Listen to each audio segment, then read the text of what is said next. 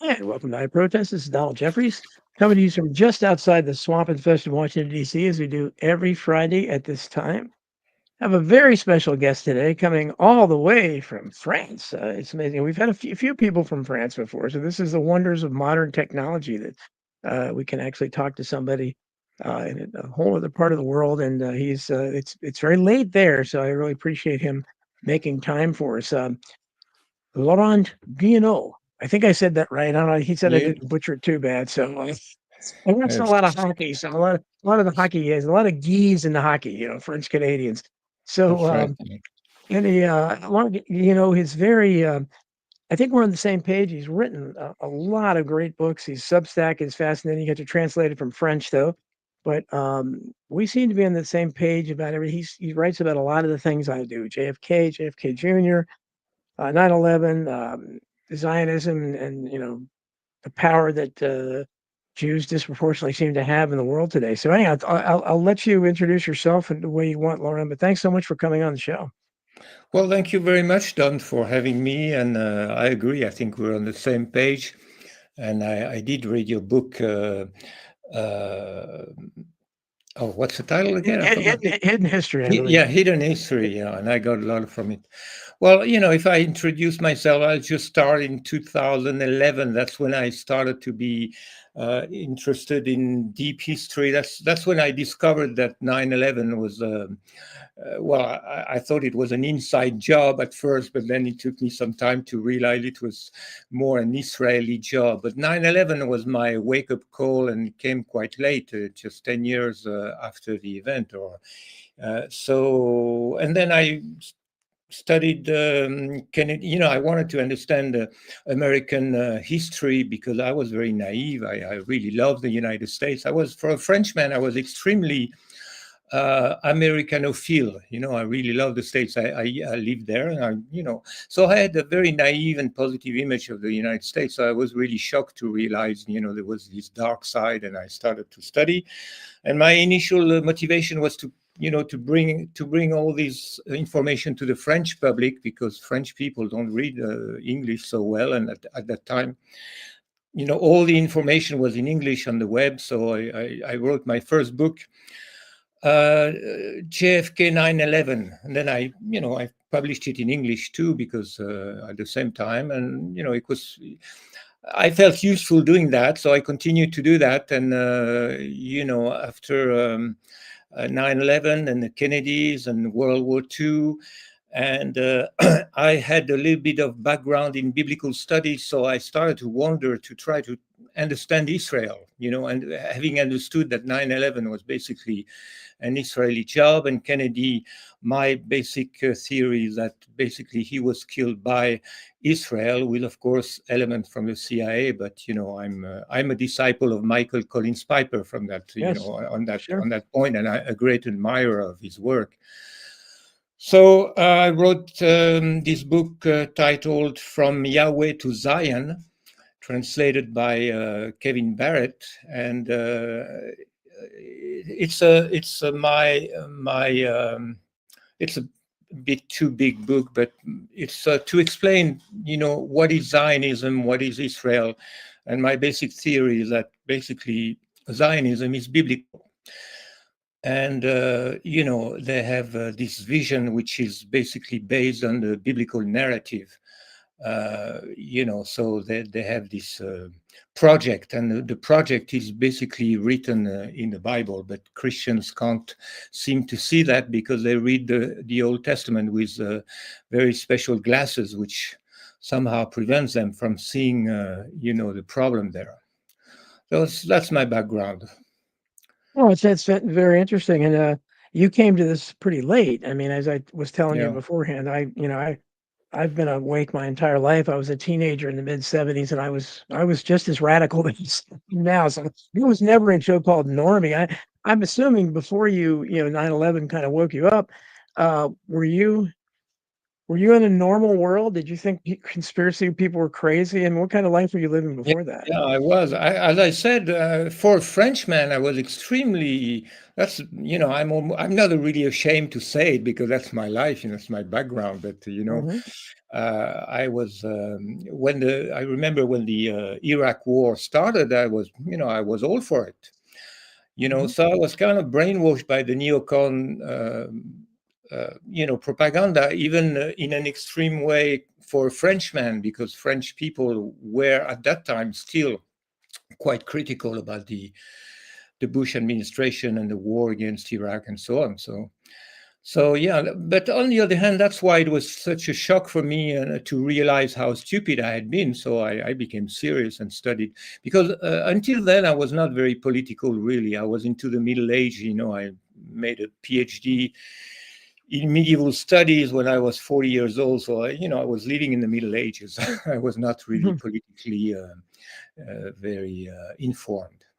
So I try to catch up as quickly as possible, which It I seems like think you've I done a good job of that. I mean, looking at your writing, it's fantastic. We talked a little bit of that too. I find right now we're living in a fascinating time because again, I've been writing for a while and I've certainly been researching for longer than that. But I was in the normal world, but I was always radical when I was in IT. I mean, I could not do it now because I would be fired for talking and sharing my opinions and questioning things, which you can't do now, I don't think. But yeah. back then there was a little more tolerance for it. But um, it's when you look at what we say today, and a lot of your writing talks about Israeli power and Zionism and Jewish, whatever, however you want to term it. But this seems to be, I think, the topic that's taken over the internet by storm. I mean, I look at people like Candace Owens and Tucker Carlson, Joe Rogan. These are mainstream kind of alt media figures. They're all talking about things that couldn't be talked about a couple years ago. So, what are Yeah. your thoughts on how open this is now? And you see the reaction of people like Ben Shapiro and Mark Levin, and a Yeah. lot of these really histrionic Jews that are just going crazy over it, that being questioned. Yeah, well, I think it seems that the Charlie Kirk assassination was made a big shock, and I think Yeah, many people, even Tucker Carlson, people like this, they will not say they believe Israel killed him, but the suspicion became so big, so huge. It was so clear that he was turning away. He was turning away from Israel. There's so much element, and Candace Owen. I didn't like her very much, on some topics like, on the Macron family. I think that's not very serious, but really, yeah, I really yeah, admire her for what she's doing now about Charlie Kirk. So I suppose that became, a game changer, because I think people felt, well, they're going too far. yeah, Israel is really, becoming wild, and so I think that's one factor that kind of um, made people like Tucker Carlson feel, they have to choose, they have to pick up their side, really clearly they have to, Israel is becoming, of course, the war in Gaza was probably, of course, the major factor. yeah, yes, It's like, Candace Owen recently, I heard her say, this is a demonic country. People can feel there's something demonic, something satanic, something absolutely, unexcusable. So people feel, they have to pick up their side. They have to take a stand. This is a historical time. So yeah, it's really exciting. Um, yeah, I never thought these things it would, again, I knew about these things for a long time, and they were not allowed to be discussed openly like this. yeah, Whether it was officially or not. You just said, Chris, I'll get to your question and others in the chat. We'll get to those. He has a question about 9/11, but what I find, coming from France, that you said I was going to ask you about Candace Owens and Macron's wife or whatever. You seem to have done some interesting research there, but I'm not sure how serious the subject would be anyhow. But what happened to the before we get to other stuff? Right before COVID, you had all the yellow jackets in France. mm, It seemed to really be able. I was really impressed with what was going on. First of all, exactly what they protesting, And did COVID kill them? Because I haven't heard about him since. Well, the Yellow Jacket, it's difficult. I haven't studied, deeply because I never felt there was something really serious behind, except protesting against, the price of life and, Right. there was never really, in my view, a political vision or anything. It was more, of course, there's the positive side of it is that people feel really um, very angry for our leaders, in general, and people feel, but not only in France, in many European countries.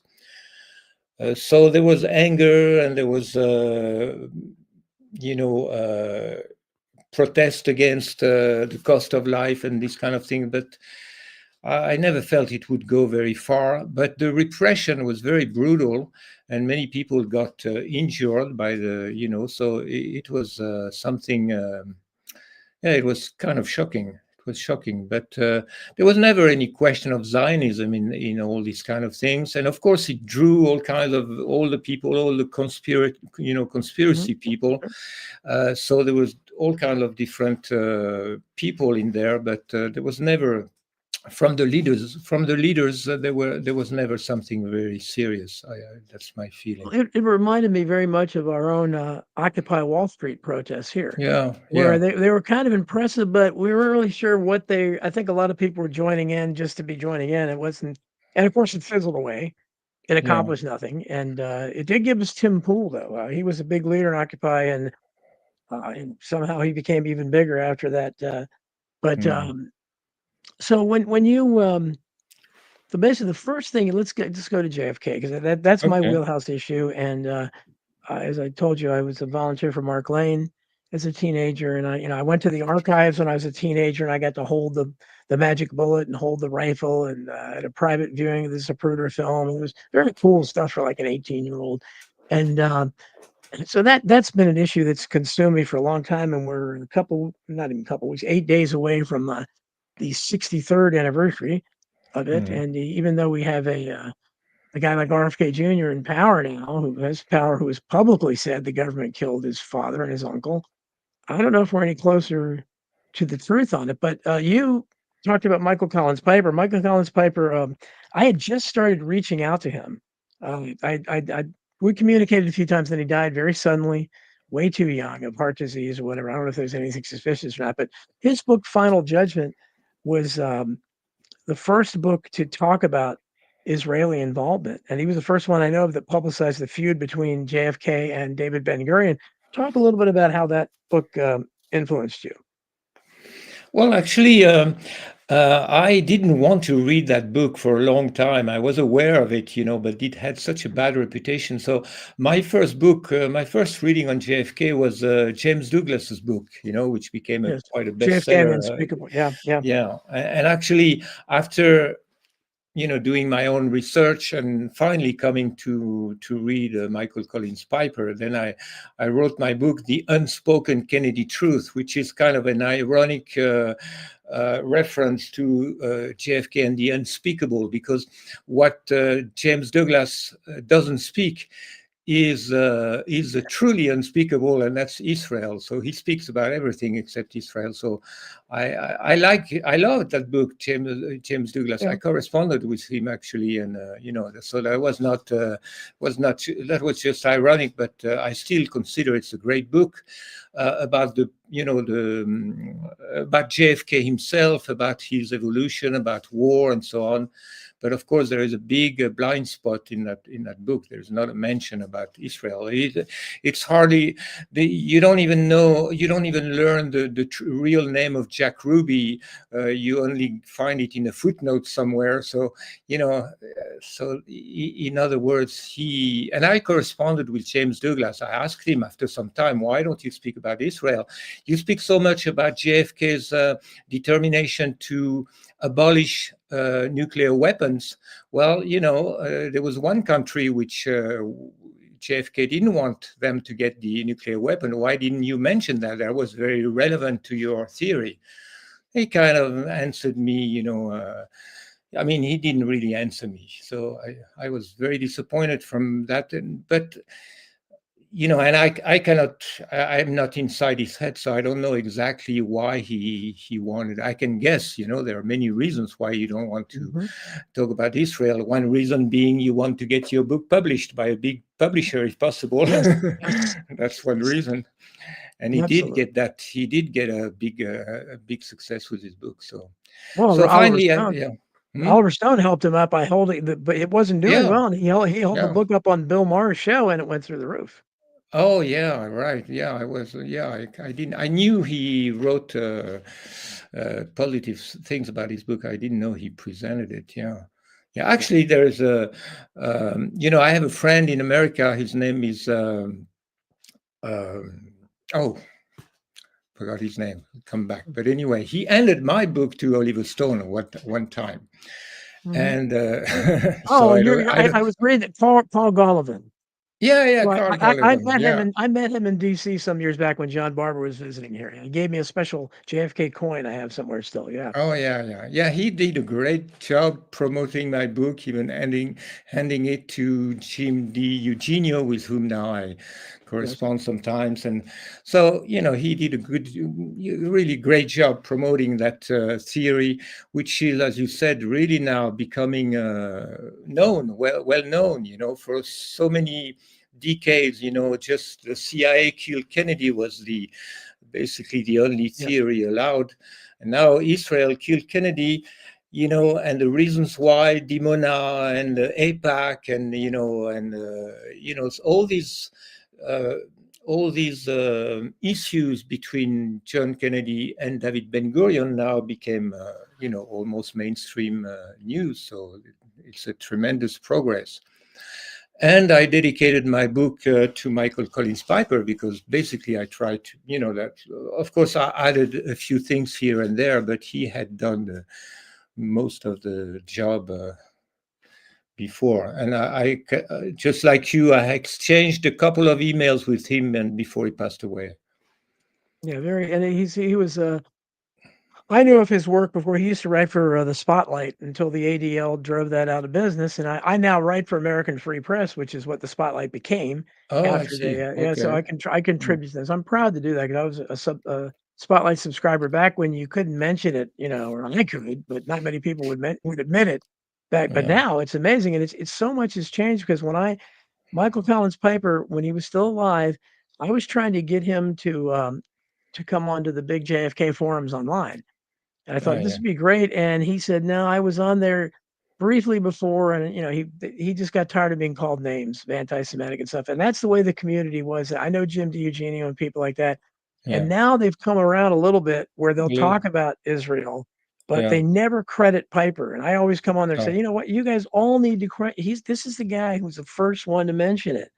yeah. And you all called him a bunch of names, and now you're kind of stealing his thunder. But the file releases that happened earlier this year, and you touched on that a little bit.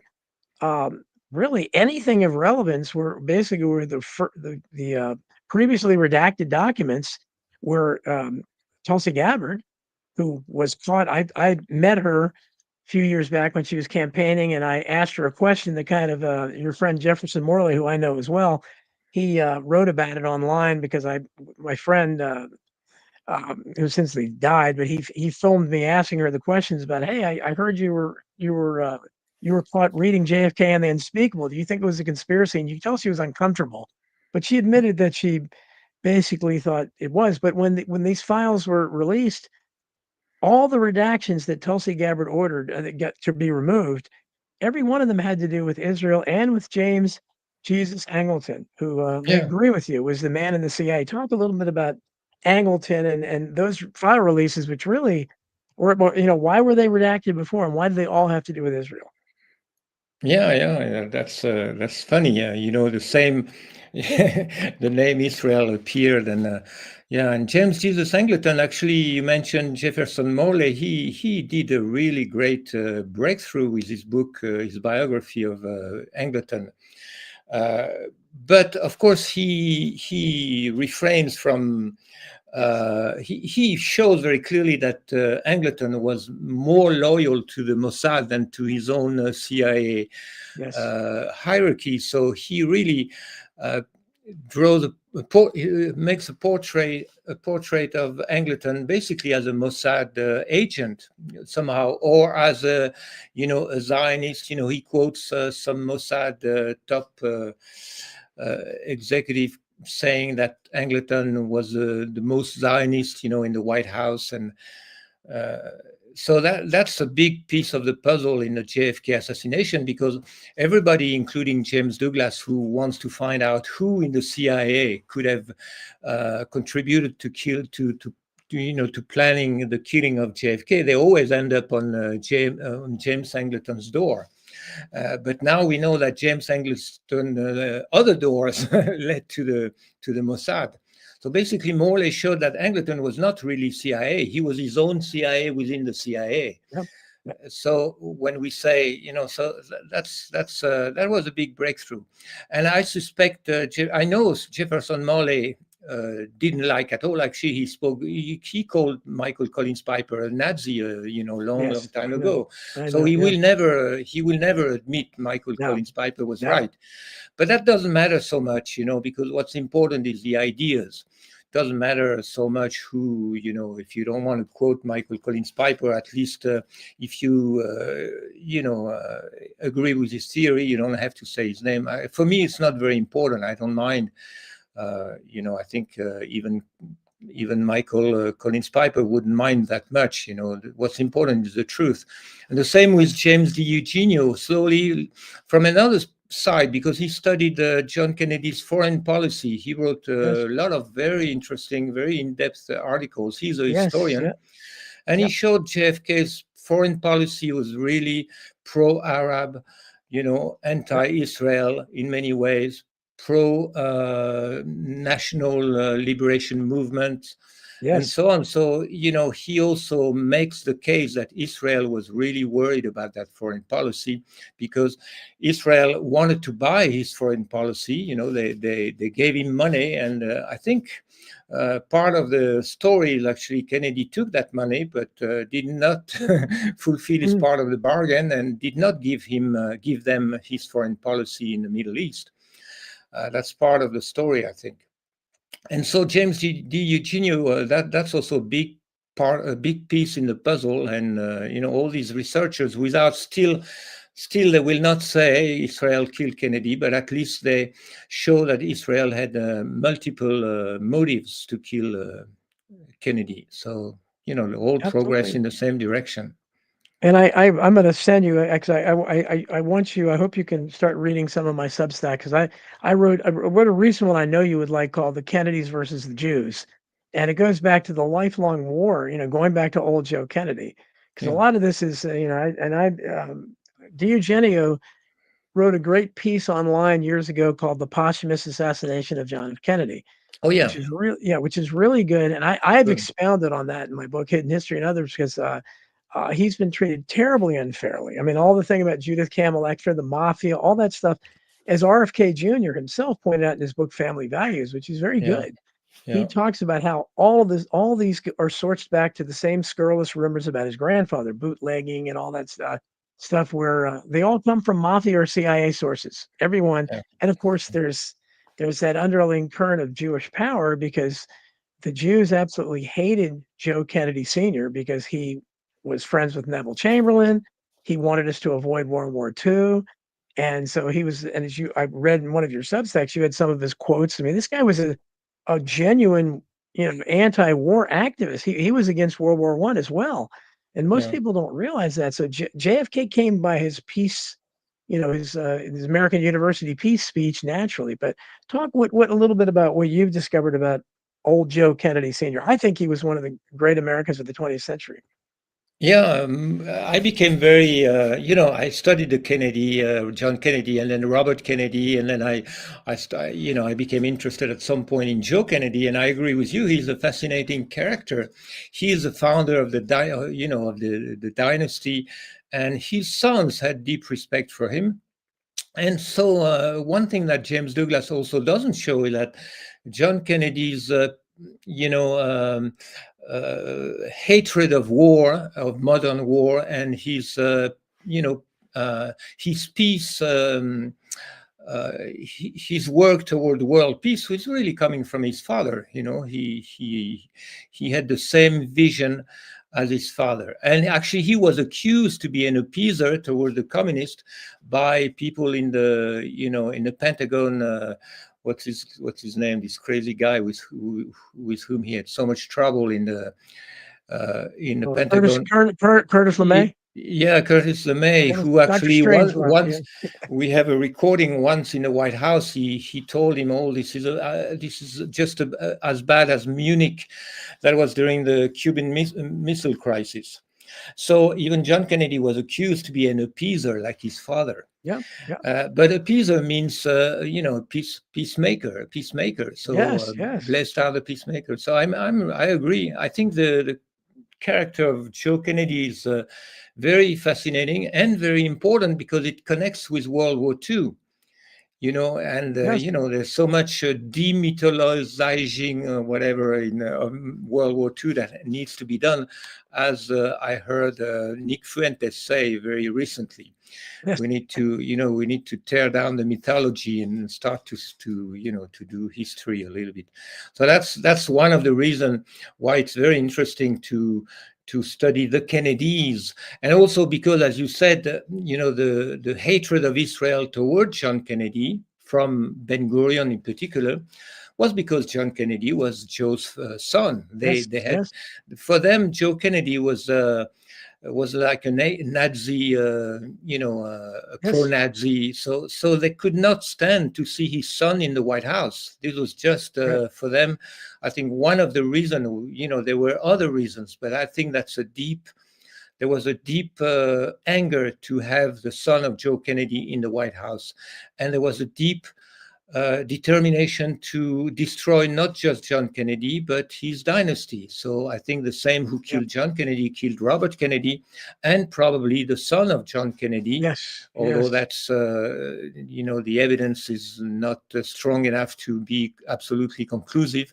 But at least there is conclusive evidence that there has been a cover up, that the truth has not been told, and that's, I tend to believe that he was also killed. Absolutely. He was. Yeah, and I always like, I feel the, you know, they built a memorial to John Kennedy in Israel, not so far from Jerusalem. I forgot the name of it, and it represents explicitly. It was built by the architect to represent a tree, a stump. Yeah, Yeah, I saw you, and that's something I didn't know. Not much about the Kennedy. I know they have a monument to James Angleton in Israel. They have streets yeah. named after Trump there. I didn't know. When was that built? Because that is very symbolic. Yeah, it was built, I think, late 60s, I think. Okay. But, you know, that's a very strange monument, you know, Yes. because the symbolism of a tree that is, you know, cut is like a It's family been tree, cut you know, off. like a, and, you know, people who have this kind of idea, these are biblical ideas, biblical images, biblical metaphors, you know, they have this biblical mindset. And so when they do something like this, you have to wonder what's the symbolism behind, because there's not Yeah. even a picture of Kennedy inside. Yes. Yeah. You know, it's not a memorial to Kennedy. It's a symbol of the, you know, the eradication of the Kennedy dynasty somehow. Sure. Seems like that to me. I think that's the impression Possibly. I would get. But Yeah. I was impressed because you talk about a lot of the things I talk about. I talk a lot about James Forrestal, and how Oh yeah. he was a good friend of old Joe Kennedy, and he toured Europe with young JFK. And Hmm. what I'm amazed that if you look at, and I've quoted this in book American Memory Hole and recent Substacks, some of the quotes from JFK about Hitler. I mean, young JFK made some very favorable quotes about Hitler that, for whatever reason, because in the general attacks on Kennedy, because Kennedy is attacked constantly for women, mistresses and mafia connections, which don't exist at all. Like, Kennedy's the only administration we ever had that fought the mafia, but they don't talk about that. And it's Yeah. amazing they don't call him anti-Semitic, and I don't know what you think of that, but, James Forrestal was that right there with him. Forrestal was also connected to Joe McCarthy, who I've written a lot about, who I think was unfairly treated. I think they killed him Yeah. after they killed Forrestal, but Forrestal Yeah. winds up jumping out, being pushed out of a window at Bethesda Naval Hospital after becoming the biggest, the loudest critic of Israel right after it was created. Yeah. Yeah. I wrote a chapter in my book. I based my this chapter mostly on Dave Martin's book on Foreign Styles assassination. Yeah, there is no doubt he was assassinated, and there Right, is no yes. doubt he was killed by Israel, not by communists as some people.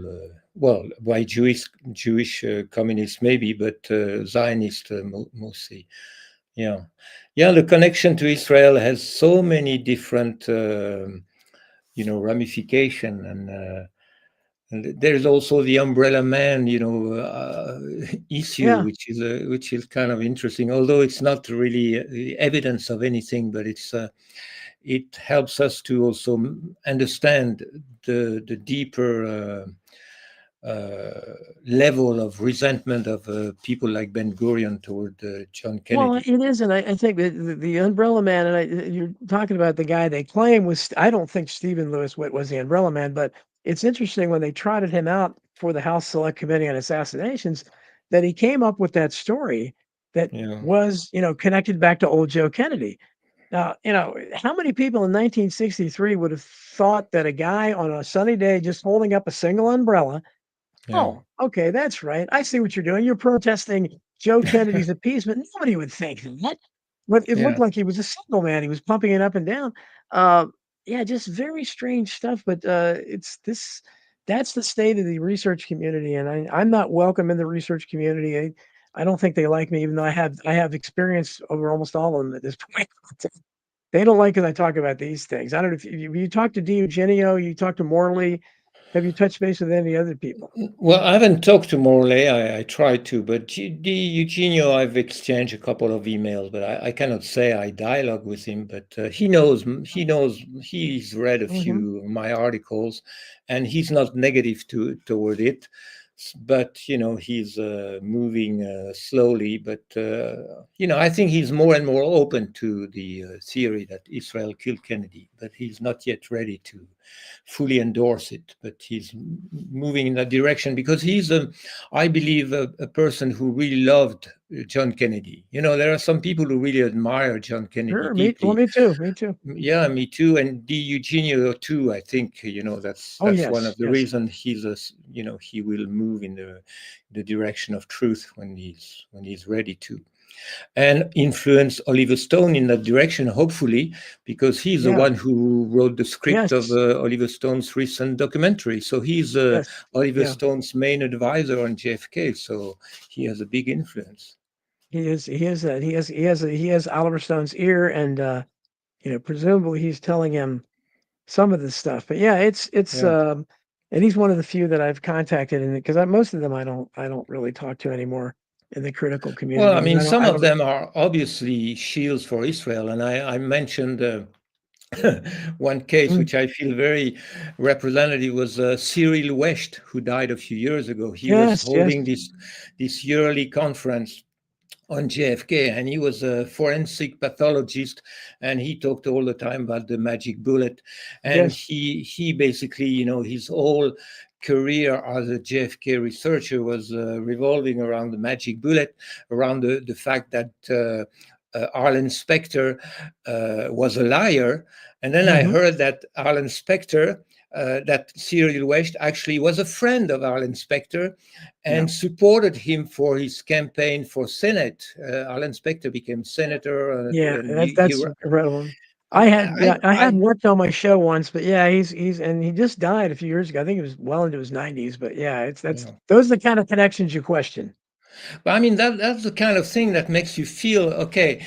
You are an inspector. You talk about the magic bullet, and you accuse the you accuse Oswald, Lee Harvey Oswald. You say Lee Harvey Oswald killed Kennedy. I say the CIA killed Kennedy, and we're both friends because neither of us would say Israel killed Kennedy. So it really Yeah. looks like Um, they disagree, but they agree on on the most important. They disagree, but as long as none of them, incriminate Israel, they are friends anyway. So that's I believe a lot of people who are constantly saying the CIA killed Kennedy, the CIA did this, the CIA did that. What they want to do is prevent people from questioning whether Israel had something to do with it. That's quite obvious in my view. Not all of them are like this, of course. I'm not including D. Eugenio or Jefferson Mole in that category, but Right. a lot of people who are organizing the conferences and filtering who can speak and who cannot, and who marginalize Michael Collins Piper. They have this kind of agenda. You can say anything except blame Israel. No, That's that's exactly right. That's exactly yeah, right, and that's the problem. yeah, Let's talk a little bit about. So I want to get to. We're kind of going in sequence here, but so JFK Jr. Tell you from my experience again, I wrote about it in Hidden History. I wrote more about it in American Memory Hole Updated. I was able to touch base with a couple people. I was able to communicate uh, finally with Todd Bergen, the Coast Guard petty officer who gave an interview, and I have the tape. I was fortunate that a researcher in Texas sent me 4 hours of live videotape coverage from WCV TV in Boston while they were searching for the crash. So this had it had tons of references to the 9:39 p.m. phone call.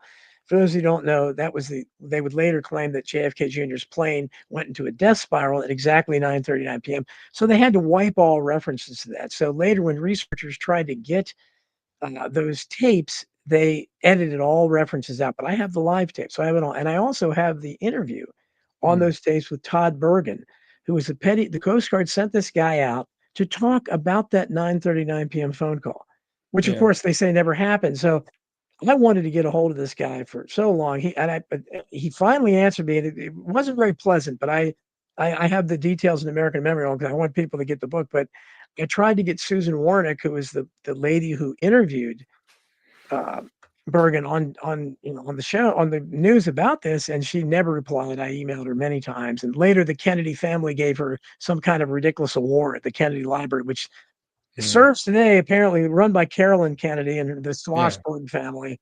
And this guy yeah, Jack Schlossberg, who is, I'm telling you, folks, there will be another Kennedy that's going to be promoted. The only one, and that's Jack Schlossberg. This guy is, you talk about a piece of work. I mean, he's at an infantile state. He ridicules RFK Jr., his uncle, like you would not believe. I mean, he was making fun of his he made fun of his voice. He ridiculed him online. That's how low he is. But mm, this guy is, they can't prevent, basically he ridiculed him and said, basically made fun of him saying that the Jews caused COVID or something, which is ridiculous. He never did anything like that.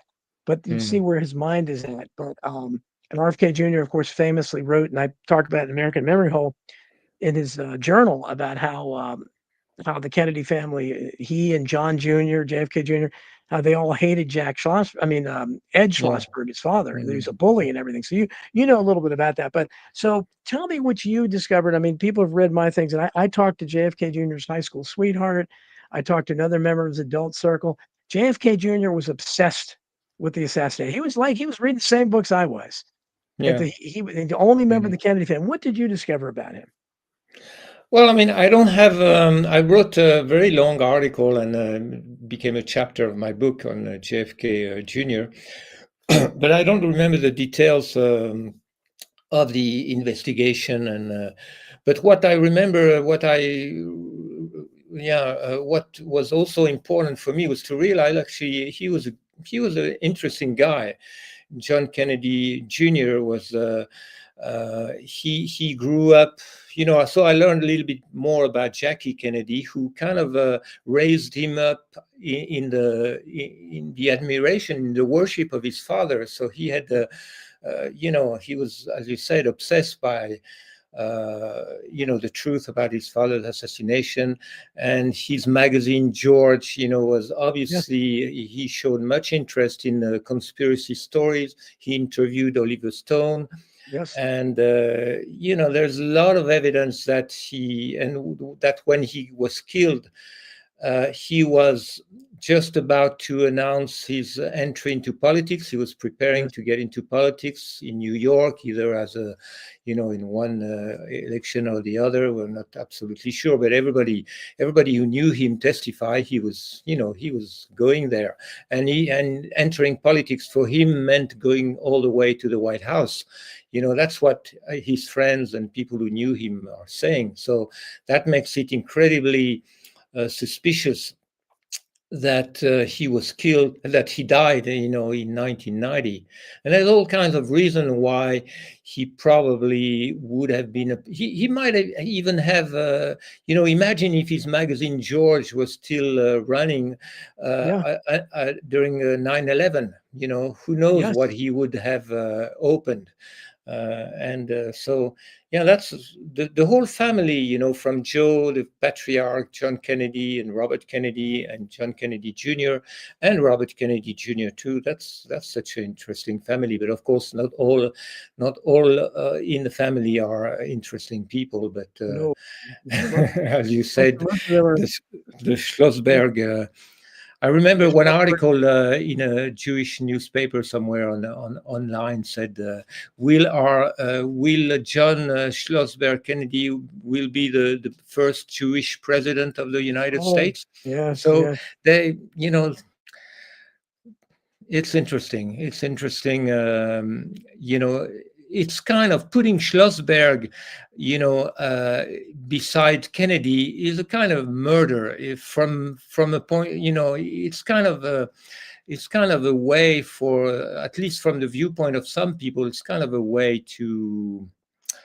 Um, I mean, I'm sure they all can think about what Joe Kennedy would feel about Yes. it, and definitely Caroline Kennedy is a little bit disappointing from that viewpoint. But Oh, she anyway, she she joined in the attack. She called RFK Jr. a predator. I mean, yeah, it's ridiculous, and all these uh, ridiculous things. I mean, it just I don't understand it. And then RFK Jr. is being blackmailed by somebody. I was fortunate, thrilled. I went to the recent Turning the Tide 9/11 conference run by Richard Gage in Washington D.C. and Dennis Kucinich was there, one of my all-time political heroes. So I got to meet him, and it was wonderful. And he's so anti-Zionist. I mean, that's all we saw about 9/11, but he was talking about that mostly. And I thought to myself, this is the guy Kucinich that RFK Jr. picked as his campaign manager when he ran for president. You mean to tell me that's the same guy that RFK Jr. believes that the IDF has never killed a civilian and the Palestinians are the most entitled people on earth? That's what he said later when yeah, Ralph Shmoon showed up to be his handler. But yeah. there's no that RFK Jr. doesn't feel that way. He's being Okay, forced to pretend that because Kucinich proves it. He would not possibly have picked somebody that was so diametrically opposed to him on okay. something. So I don't know if you knew that or not, but No, I didn't know. That's interesting. I'm happy to hear that. Can you tell me the name of that guy you were talking about? Dennis Kucinich, he was a representative Okay. in Congress for many years from Okay. Ohio. Okay. He No, I ran for was. president, was a Democrat, and they didn't give him a chance, but he Interesting. Yeah.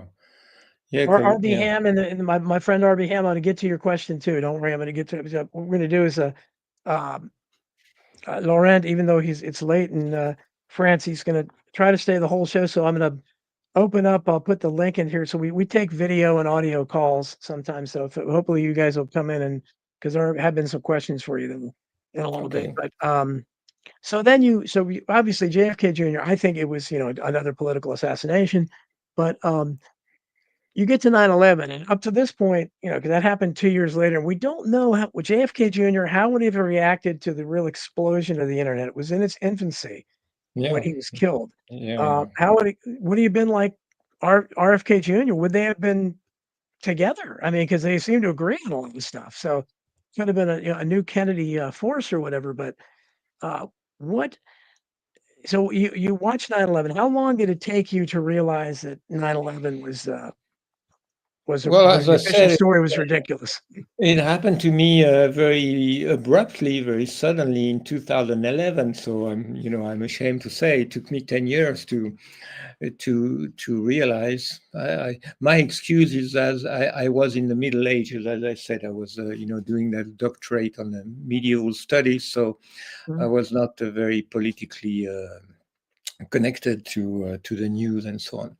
So yeah, in 9/11, I became aware of the problem in 2011, and then it took me a couple years to figure out, that the neoconservatives are basically Jewish Zionists, so there must be something to do with Israel. And then, I think in the case of 9/11, it's even so much clearer.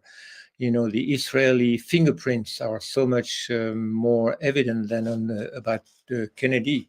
So interestingly, when I wrote my book, the first book, JFK 9/11, in the beginning I was, the beginning of the story on JFK, I didn't mention so much Israel. And then after studying 9/11 at the end of the book, I thought, whoa, wait a minute, maybe there's something to do with Israel in the JFK. And that's when I read the Michael Collins Piper's book. And then I didn't rewrite all my book. I just added and finally it was good because people who read my book, if I had started by blaming Israel from it kind of, I think, helped people to go the same way. You enter into this JFK assassination research, through the big door, which is basically the CIA thing, and then progressively you become aware of all the evidence against Israel. So yeah, 9/11 was what made me aware of Israeli criminal, history and false flag, systematic false flag history and so on, which is why finally I had to also try to, yeah. So that's what led me. That was my entry into the Jewish question, if you want, or the Israeli question, Sure. So you because thought, it oh, all. you knew about Mr. Silverstein, Larry Silverstein, pulling Building 7 and getting Yeah. I think the largest insurance payout maybe in history, $1 billion or something. Yeah, and Pretty everybody around the World Trade Center is really ultra Zionist. Larry Silverstein, even I think the Haaretz, or maybe another newspaper, said they called each other Benjamin Netanyahu and Larry Silverstein every Sunday. All these people are so connected to Israel. So the Israeli fingerprints are all over, especially the World Trade Center attacks. And I made my contribution on 9/11 was to try to uh, put together a theory that basically the Pentagon attack and the World Trade Center attacks are actually two different things. And, you know, um, that's a theory, an hypothesis I put together that to explain the different, these are different events in terms of scale, in terms of place, of course, but in terms of scale and so on. So the Pentagon attack, in my view, was controlled by the Pentagon. It was a false flag attack by the Pentagon to blame Osama bin Laden and to go after Afghanistan. And so I call it the triple cross or the double cross or whatever, or the plot inside the plot. And then the ultra Zionists who control the World Trade Center kind of um, uh, kind of double down on this operation, and then added the World Trade Center. So that's one way to explain, because there is an inside job aspect in 9/11. We cannot just say it's all Of Israel, you course, know. of So course, yeah. it's Israel from inside, of course, the United States.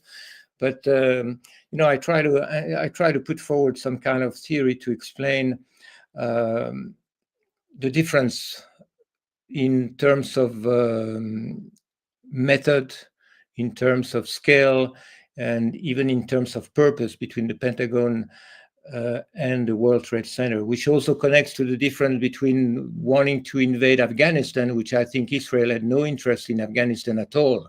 Afghanistan was not at all what they wanted is Iraq and then Syria and then Iran and so on. They had no interest in Afghanistan. So there is this kind of there's all kind of paradox in this story, which led me to try to figure out. Well, however you look at it, I don't know what happened at the Pentagon, but certainly, that hole that was made there was not big enough for Yeah. a jet airliner, and what happened to the wings? They weren't sheared off outside, and they made no indentation when they made it, so you have to explain, and we've how many video cameras they have at the Pentagon even then, and none of them were working, and I talked to the American Memory Hall about how they had this mysterious outage or whatever, so we still have never seen Hmm. whatever hit the Pentagon. So there's one way to, and they confiscated the videotape from the DoubleTree Hotel and the Citgo gas station. Just show us so you can shut these conspiracy people up. Show us what hit it. Hmm. Yeah. So I think you. And what do you think about Shanksville though in Pennsylvania? That was a third element because something happened there. We're not sure what happened there either. I mean, was it shot down? There's a lot of people that saw the site didn't seem to think that there was any plane there. Yeah, I don't think there was any plane there. I know that's one topic that divides the 9/11 research community a Oh lot. yeah. How many Yes. planes there are, whether Oh was yes. there four Holograms planes, and empty three buildings. planes, Yeah. or zero Yeah. planes. Directed It energy weapons. Yeah. Yeah, so it's a big. But in the case of Changzil, most people would say there was no plane there. Of course, there Yeah. was no wreckage. But I didn't get very deeply into these technical issues because, although they are very important, even without getting into all these technical issues, which create so much division in the community, we have enough evidence for Israel's involvement. So I focused on that. But it's. Yeah, I had a question about 9/11 from Chris Graves early on, who's done a lot of research for me. He hmm said, "Did you ever look into the Naudet brothers, your fellow French brother, men on 9/11 with their CIA contacts, and the two of them getting the only footage of Flight 11 hitting the North Tower and some of the South Tower? What did you? I've written something about that. The Naudet brothers. What do you know yeah. about them? Do you know anything about them? I couldn't find out much about them, but they are very suspicious, definitely. Hmm. And yeah, I think my thinking, although I'm not absolutely sure, I think their film of the first tower is fake. I I'm not 100% sure there was no plane in the second tower, because there's always this kind of problem. So many people saw it, but in the Yeah. case of the first plane, I strongly suspect that the Node brother, which is the only film of the first plane, I strongly suspect it's a fake, and there was no plane in the first tower. And the question is about the second tower. But yeah, the Node brother, unfortunately, it's very hard to know anything about them. But they went on to film. They are involved with other false flag operation. I forgot which one, but they made a few more documentaries, always connected with the same kind of. Yeah, and always reporting the official story about different things in France, different terror attack, which smell of Oh, false okay. flag very much. So yeah, they are very suspicious. I'm not even sure they're brothers. They don't look like brothers at all. So you know, Yeah, no, it's hard to be sure of anything. And I want to let me. I think that I want to get to. We'll get to these questions, but RB Ham also says, what did he ask you? He wanted you to know. Okay, he said, ask Laurent about the Ha Havara agreement. Oh yeah, the Avara agreement. Yeah, Yeah. yeah, yeah. Well, that's some kind of agreement between the National Socialist and the Zionist Yeah. to make it possible for wealthy Jews to immigrate into Palestine in a way that they could bring their wealth in Palestine, but only for buying German goods. So this was one way for Germany to bypass the embargo that they were under. And but that kind of history is well known. It's been written. There are books even by Israelis about that story. Yeah. Um, I don't know that's how a do they very explain impressive. Yeah, how do they explain Hitler being a Zionist though? Because that's basically what No, that says. well, actually, Hitler was interested in getting rid of the Jews in Europe. So, Right. but he was not, the final solution for him. Actually, the term "final solution" was a term used by Theodor Herzl long before Hitler used it. Yeah. And when Hitler used it, we're not sure he did use it, but anyway, the final solution meant send the Jews to Palestine. That's what Yeah. that Yeah. was for them. There was. Of course, Hitler also did not want to, he also wanted to be friend with the Arab countries, so he had a dilemma there. So I don't think he was a Zionist. I don't think he was favorable actually in Mein Kampf actually, but Mein Kampf was written in 1925, so could have changed his mind since then. But at least he was very strongly opposed to Zionism. He said Zionism, creating a Jewish state would only create a kind of headquarter for the criminal Jews worldwide to escape justice everywhere. He was very strongly against Israel, at least in Mein Kampf. But for opportunistic reasons, it was for him a good way to, send some Jews out and at the same time use their wealth for the German economy. So it was a win-win situation, both for Ben Gurion. For no, Ben Gurion was not. Yeah, he was already. Ben Gurion was already kind of. I don't know who was heading the. I suppose Cham He was the first Weissman. president. Weissman. Yeah, he was the Yeah, first president of Israel, Ben Gurion. Yeah, he was still yeah. president when First JFK prime was minister. Actually, the first president was Chaim Weissman, and maybe it was Weizmann. more. That's right. Yeah, Weizmann. Yeah, It yeah. was maybe it was Chaim Weissman. I think was much older. I think so. It might have been. He might have been the boss at the time.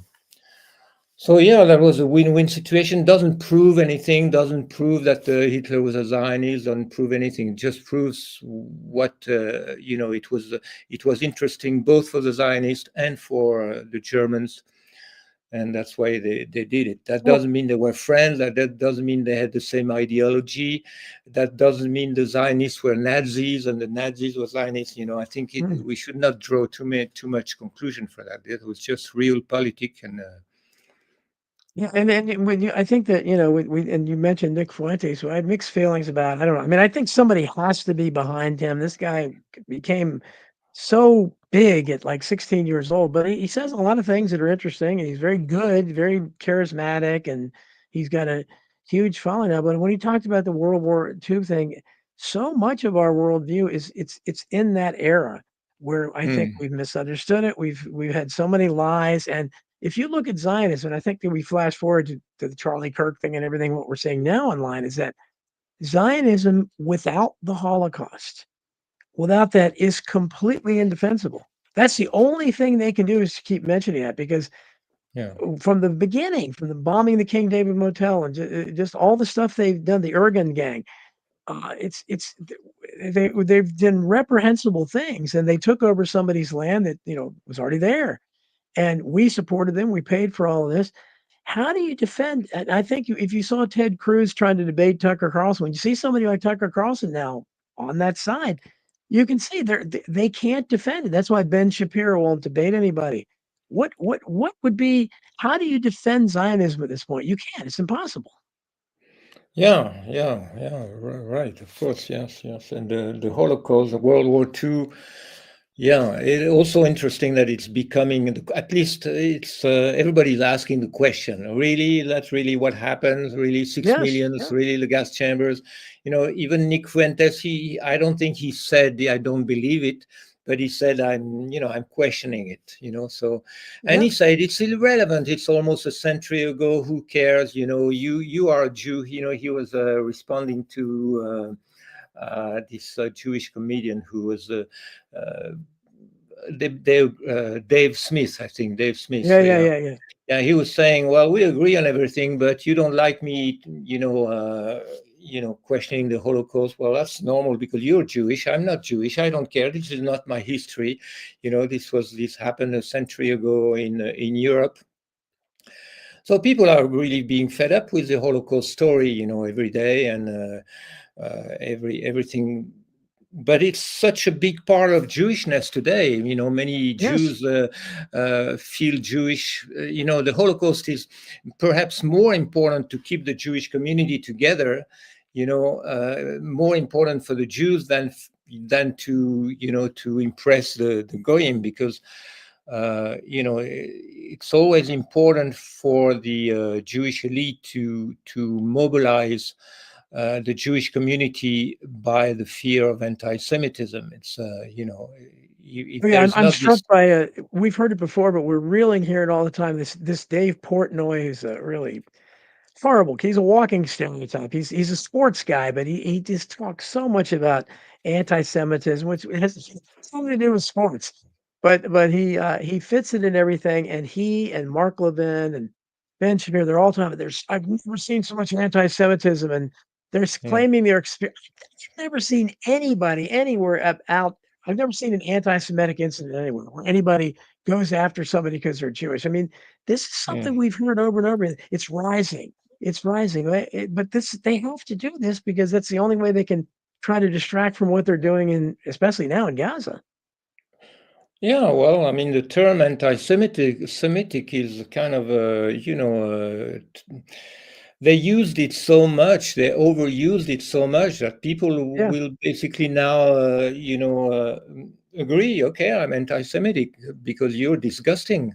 What you're doing in Gaza and what you're supporting is absolutely disgusting. So, if being anti-Semitic is being anti-genocide, then so be it. People are really, it's not working anymore. This world Oh, is I mean, it's working less and less. And then actually there is this Christian Zionist, I think, as the Holocaust story is kind of losing much of its power. On the other hand, more and more people like Ted Cruz, are basically saying, no, no, we support Israel because the Bible tells us so. right, So right. it becomes more and more, and that's just as grotesque. It's so Oh, ridiculous. yes. But There's on the other hand, I feel that's also an interesting development, because it forces Christians like Nick Fuentes, for example, to understand there is a problem with the Old Testament. There is a problem with the Christianity as the new Israel, as the continuation of the ancient Israel. There is a problem in the fact that Christianity um, venerates the stories of the Old Testament when God orders the genocide of people.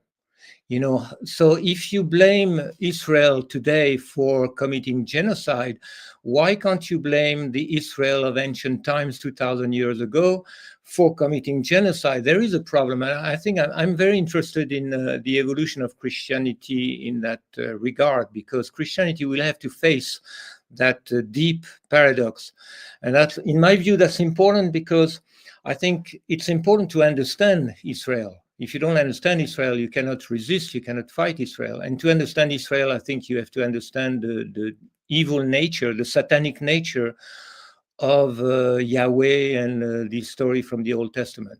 So if I speak like this, of course, I'm making Christians angry, but I think this is my deep conviction that the Jewish question has another, has a flip side, which is a Christian question. The Christianity has validated that story of the chosen people. God chose the Jews, and then God Yeah. ordered them to slaughter the Canaanites, and all the other empires are evil. The Egyptians are evil. The Babylonians are evil. The Assyrians are evil. The Persians are evil. Everybody is evil in the Bible except Israel, which is the holy people of God. That story is a problem. That story is a problem because it prevents us from understanding what is Israel. So that's kind Well, of a yeah, and I understand what you're saying there. I think there's a whole the Christian identity movement, I think, has been built up over what certainly on the surface look to be big differences between the God of the Old Testament and Jesus Christ. I mean, completely different message. And R.B. Ham in the chat says, why was, and I used to wonder this as a little kid, as a Catholic, why was the movie The Ten Commandments run on network TV every Easter in the US? And it has nothing to do with the resurrection, it has nothing to do with Jesus Christ. But they would mm, run that every Easter, the Ten Commandments, an Old Testament story. yeah, And everybody seemed to think it all. And as a Catholic, I don't remember them reading from the Old Testament at Mass ever. It was always New Testament, but I know the fundamentalists place great emphasis on the Old Testament and how supposedly there yeah, somebody predictions were. I don't know, but I understand what you're saying, and certainly it's when you see the chosen people thing. That's and again as a Catholic, I never remember hearing once, we heard many times the Jews killed Christ. That was drummed into my head growing up as a Catholic, but nothing about the Jews being the chosen people. But that's all you hear now with Christian evangelicals. And yeah. that's a big part of Israel's problem. I don't think there would be any support for Israel in the United States because there's not enough Jews, I don't think, to push it without those Christian evangelicals. And you see, they Yeah. are just, Israel can do no wrong in their eyes. Yeah, and unfortunately, I think you're right. The Catholics used to not read the Old Testament. They were not even allowed to read it in my grandparents' time. But more and more after Vatican II, after the 1960s, uh, Catholics hierarchy officially renounced converting the Jews, officially recognized the Jews as the elder brothers, etc. So there has been a strong pro, uh, you know, uh, movement toward respecting the holy history of Israel and so on. And today I see books written by Catholics who are basically saying the same thing as Ted Cruz and other evangelists, which is, oh well, let's honor our elder brothers in the faith, the Jews and the Old Testament and all these kind of things. So I think this is going to be more a problem even for Catholics in the near future. And living in France, in a Catholic country, I must say that one of the things that helped me to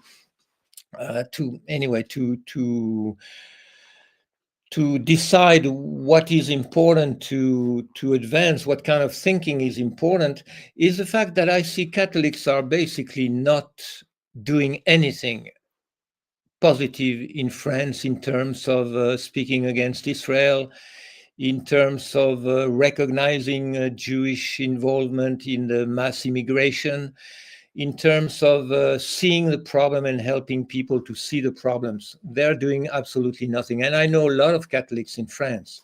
I know fundamentalist Catholics. I know, easygoing Catholics. I know all kinds of Catholics, and none of them are interested in. None of them are very useful in the Yeah. movement. In France, that's the way it is. In America, it's a little bit different. Candace Owen is Catholic. Nick Fuentes is Catholic. I don't know if Tucker Carlson is No, Catholic. he's not actually. No, No, he's he's not. not. But anyway, there's a lot of good Catholics. There's a lot of evil Catholics too. Anthony Fauci was Catholic, so there's also a Yeah, lot of yeah, bad exactly, ones. Uh, exactly. Yeah, no, you're right. Biden, Biden was Catholic too. That's right. Joe Biden was the second Yeah. Catholic president. But well, So so I'm gonna put this link out here, guys, in the chat. Okay, so I'm putting the link here. Said I don't know. Tony didn't. We don't have the Rumble chat today, so I'm sorry. We only have YouTube. So hopefully might not have as many people. But there's the link. So anybody wants to come in and audio or video and ask Laurent questions or make comments. So welcome to do that. But so we come now to what the atmosphere we're in now, where suddenly, since the events of October 7th, the wild overreaction to it on the part of Israel, which I shocked the entire world except for Christian evangelicals, apparently. R.B. Ham's there, my friend from Canada. Here's becomes his very courageous guy, R.B. Ham. Here he is. This is one of the he was a part of the Canadian convoy truckers and was punished for it. Great guy. Good to see you, R.B. Hi guys, can you hear me? Yes. Yep. Oh, right on. That's great. I've got the day off from truck driving. I'm in the car waiting for my wife, who's gone into the drugstore to get her pills. Yeah, I wanted to discuss with Lauren. I want you on my show sometime, so perhaps it's okay if Donald gives me your contact info. I'd love to interview you. This is fascinating. Don was talking about. I recognized it growing up. You talked about the Old Testament being on TV every weekend. How we were always when you went to the dentist's office or something, there was always these books about these Old Testament stories, Jonah and the whale, yes, and yep. Noah and the Ark, and all. It was all heavily all this Old Testament stuff. Yes, yep. Yeah. And so we were kind of heavily influenced by that, and I think it seemed to be almost like an agenda. And you talked about the Catholic Church and its waning influence. Well, I think it's been kind of taken out from the inside by the Jesuit agenda. And I did some research into the beginning of the Jesuits. It's almost like a poison pill that was slipped in there by people who who wanted to break up the Catholic Church, so they could maneuver them into a more one world government idea. And heavily influenced by Freemasonic concepts of the Jesuits. And if you'll notice what goes on in the world today and how these wars are started, the whole idea of vengeance, right? So October 7th happens, or 9/11 happens, which is obviously a free or inside job type of thing, right? And so you get the population of the host country that's been fooled by this false flag to demand vengeance for it. And it's easy to steer that anger towards invading a country that you blame for doing this, and you get the whole country behind you on it, right? You deceive them through it. And of course, we know that the Mossad credo is by deception, so shall thou do war.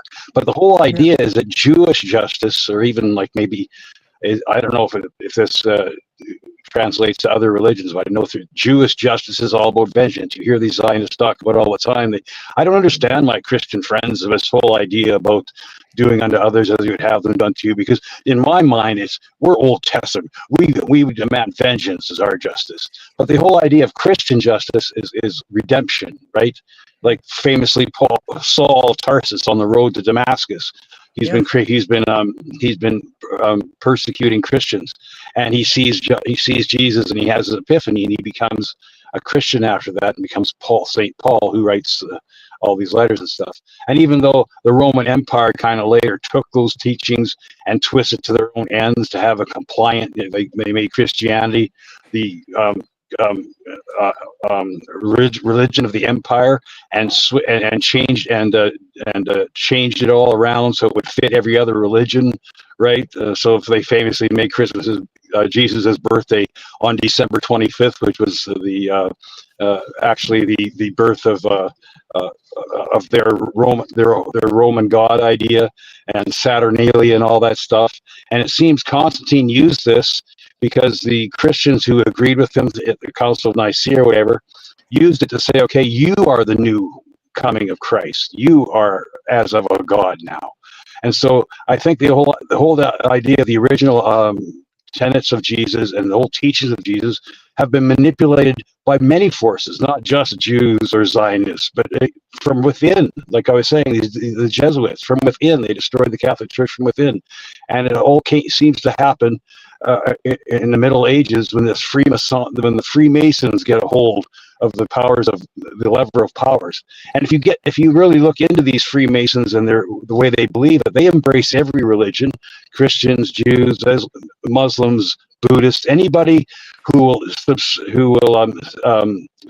bend the knee to their great idea of the great architect.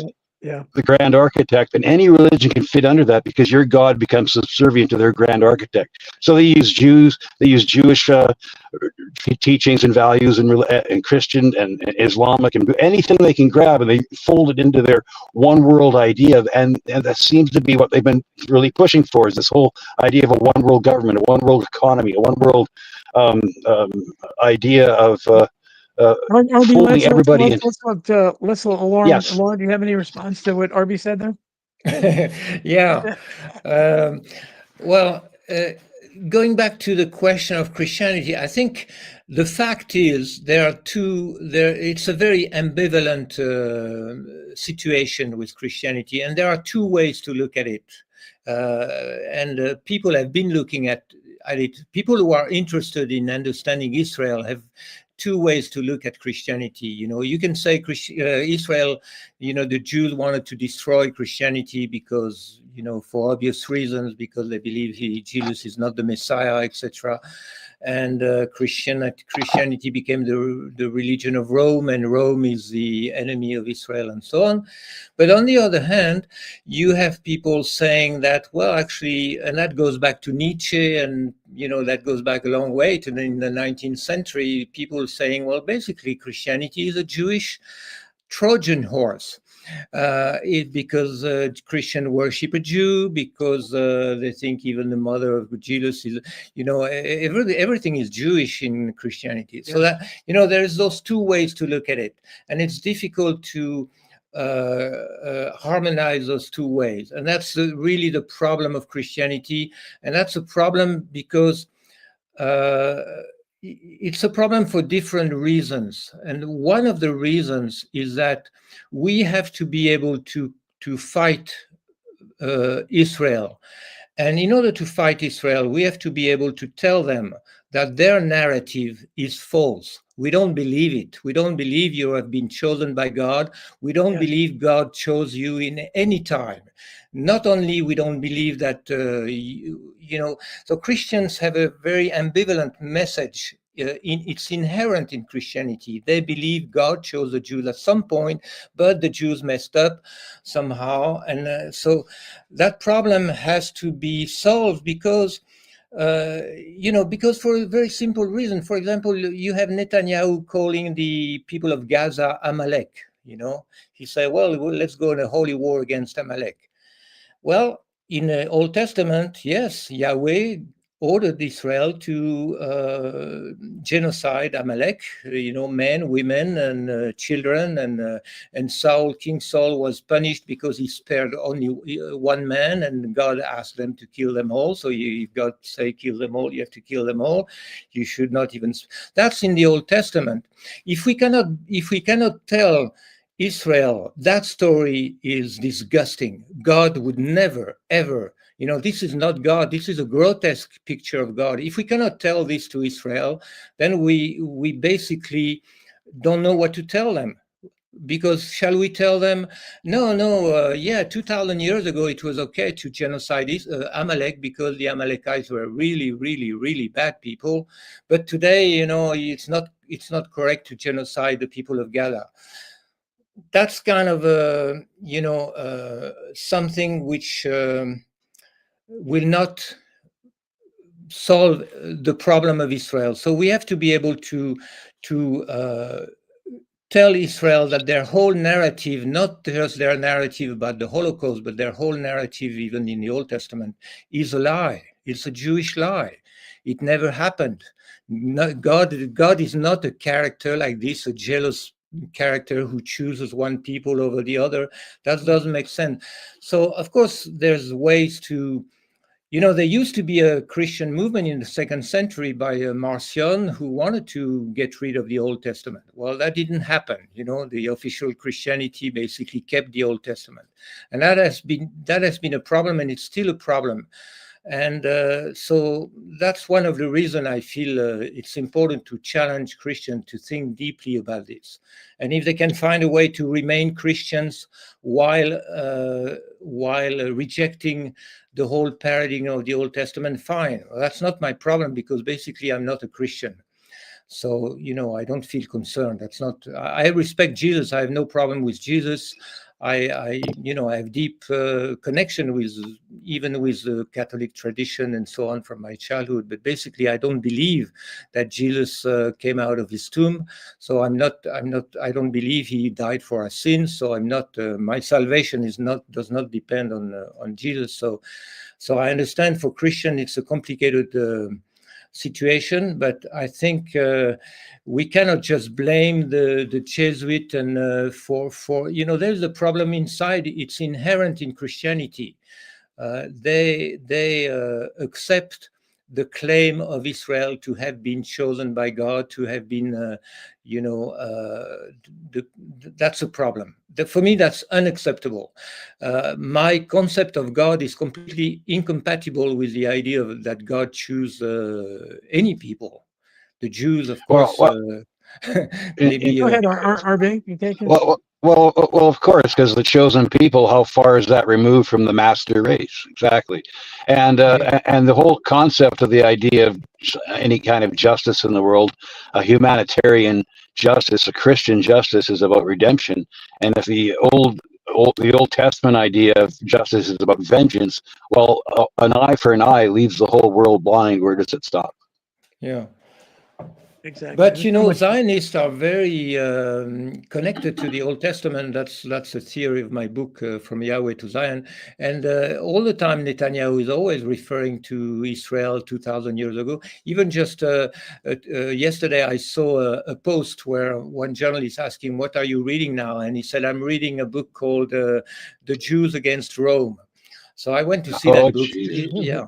So, and he said, he made the comment, that's really incredible, but very significant. He said, well, so the guy asked him, "Oh, what do you think about this book?" And Netanyahu said, "Well, we lost that war against Rome 2,000 years ago. So maybe we have to win the next one." That's their thinking. They're always. And that's very interesting because Rome for the Jews are basically the Western civilization. America is Rome for them. So it really tells you that their whole vision is, of course, the story of Rome is not in the Bible. That happened after, but that's basically the same kind of story as a biblical story. There is Rome. Before Rome, there was the Greek empires and the Persian Empire and the Babylonian empires. But for them, it's always the same thing. They're always into taking revenge, settling accounts, of history.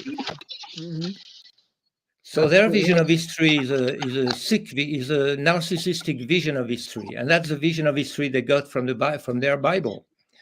It's a Jewish-centered way to look at world history, where all the empires are always the bad ones, and the Roman Empire is the last bad one, and we are Rome. So they are taking revenge against Rome. That means, it's always about revenge, as you say. You're right. Well, I think it says a lot about our society that we're supposed to be. Now they've co-opted this term Judeo-Christianity, Judeo-Christian, which is a contradiction in terms, I think, because the Jews rejected Christ. So to me, I don't understand how they can be compatible. But they use that term Judeo-Christian, but the Judeo part is the part that gets worshipped. So every politician, and this Muslim that got elected, the Muslim supposedly Mandami.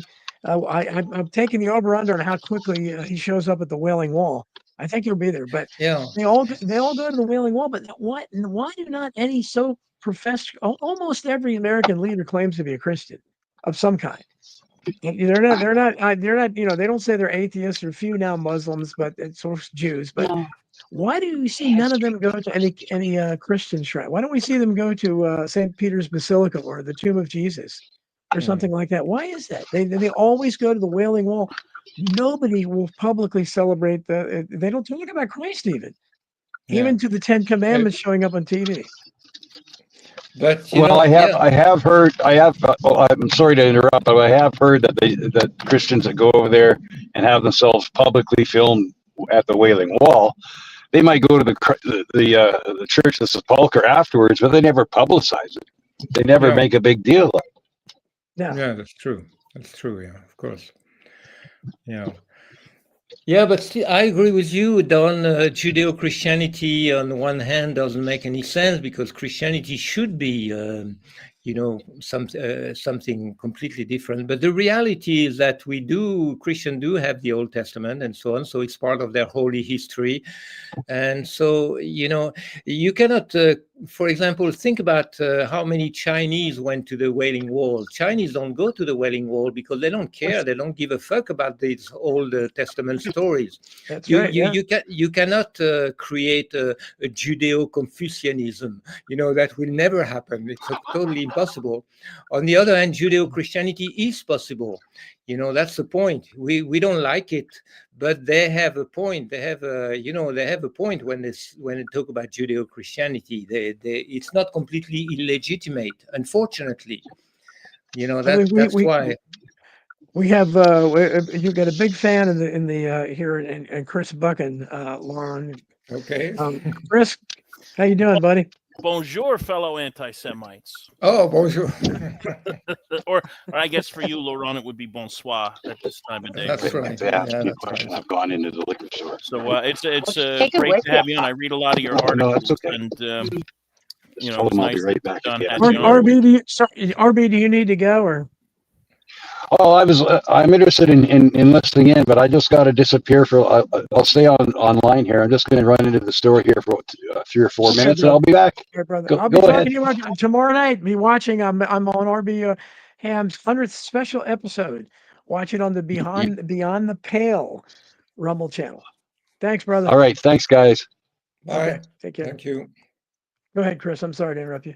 No, that's fine. I was just enjoying it. You guys were talking about some really interesting stuff earlier. I was listening while I was finishing up work, but I wanted to bring up kind of not to backtrack too much, but you brought up General LeMay earlier, and the whole thing with Kennedy, and I know that LeMay really played an integral role in a lot of that stuff. When what's your take on like how much involved in the assassination do you think he was? Yeah, that's a difficult question because I have no doubt that LeMay was very happy when John Kennedy was killed. Actually, he is reported to have been smoking the cigar inside the hospital while they Right, were I heard trying that. to- Yeah. So he is a really. On the other hand, the more I studied it, the more I don't think this kind of people had the profile to kill their own president, no matter how much they hated him. They surely rejoiced when he died, and they surely didn't care to investigate who killed him. But I don't see evidence of people like him, or even in the CIA. There's, of course, in the Pentagon, there's question about LeMay, Lemnitzer, and all these kind of people who despised Kennedy. But even Alan Dulles, I don't think he had anything to do with it. I think he was brought into the Warren Commission because he understood that his role was not to find out the truth. So he was part of the cover-up. But actually, a lot of people were part of the cover-up who were not part of the assassination. So it's very difficult to see. In any case, we don't know who pulled the trigger. We don't know who shot Kennedy, but that's not that important. But we don't know who paid the snipers. Yeah, as far as the trigger man, let me ask you this: have you ever come across this guy called Lucien Sarté, who was a Corsican mobster? Supposedly he was like wanted by Interpol. I think like half the countries in Europe had him on a wanted list. And then he allegedly is taking a vacation in Dallas, Texas, of all places, and is there on November 22nd. I mean, that's definitely not a coincidence. Yeah, he could be part of the team the team of snipers. That's a possibility, but that would lead us as much to Israel. That could be he could have been hired as much by Israel as by CIA or anybody. That doesn't tell us much, but yeah, there's a possibility. In fact, Israel had strong connections with the anti-De Gaulle OAS. Right, the OAS. You're talking about with Permindex? Yeah. Yeah, because Israel were very angry at they were very much against the independence of Algeria, and when the independence of Algeria happened, all these French OIS, we call them OIS. I forgot what it really means, but they were against the independence of Algeria. Even after Algeria became independent, they continued to try to assassinate. There were about 10 or 20 assassination attempts against de Gaulle. So a lot of French people who were, on the same page as Israel on that point could have been hired to kill Kennedy. I think that's quite a possibility. Yeah. Yeah, de Gaulle did a lot of strange things too. There was, he'd supplied the foreign legionnaires to go and serve with the Katanga. And then that was a kind of a big conspiracy. Have you ever kind of looked into that? What would happen in Katanga with South Africa, or not South Africa, with Zaire? I guess it became later on. No, I'm not Congo. familiar with that story. No. So there No. was they created this basically. It was supposed to be like a puppet state that was anti-communist, and they split off the southern province there in what's today Democratic Republic of Congo, and they called it the state of Katanga. And this is what they headquartered. I think they moved the capital to Lubumbashi, which is like the big city in the south, and they were basically trying to steal all the diamond mines and all. So de Gaulle basically gave them a bunch of foreign legionnaires, and there were these Irish UN peacekeepers there that were completely isolated. They had no combat experience or anything. They held off these foreign legionnaires for like a couple of weeks or something, or a couple of days, only lost like one casualty. And this is basically what led to Dag Hammarskjöld getting killed. Because Dag Hammarskjöld was trying to come in there to basically negotiate a peace thing, and the Katangans shot his plane down. It was a huge, big thing. And I think Kennedy was involved with that as well, trying to basically shut down what was going on with the Katanga state. Yeah. Well, I mean, there were a lot of things going on in the decolonization time. So de Gaulle and maybe Kennedy was far advanced on that issue, but de Gaulle was still trying to keep, some French colonies and some control of Africa. There were economic issues, and so de Gaulle was not 100%. Anyway, he was moving ahead. He had to make difficult choices. I'm not a specialist on de Gaulle, but even toward Israel, I think he had a responsibility in helping Israel to start making the atomic bomb.